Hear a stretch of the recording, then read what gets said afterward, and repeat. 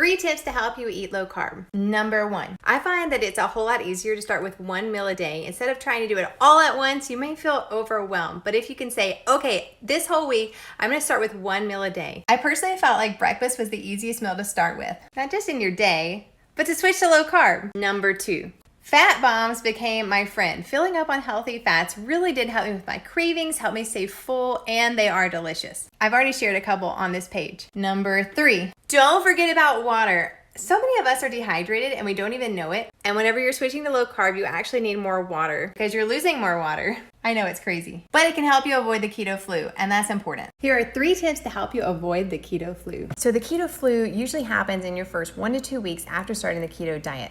You may have cramps in your legs, headaches, you may feel fatigue, but you actually can avoid it.